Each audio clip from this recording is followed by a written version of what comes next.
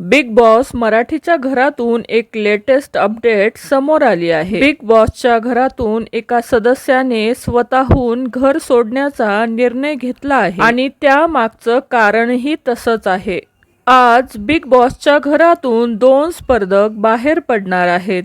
यामध्ये करण सोनावणे आणि आयुष संजीव हे दोघे असणार आहे। मात्र यामध्ये आयुष संजीव याने स्वतःहून घर सोडण्याचा निर्णय घेतला आहे। त्यामागचं कारणही तसंच आहे। आयुष संजीव गेल्या काही दिवसांपासून आजारी आहे, त्यामुळे तो स्क्रीनवर सुद्धा खूप कमी प्रमाणात दिसत होता। त्याचा गेम सुद्धा दिसत नव्हता।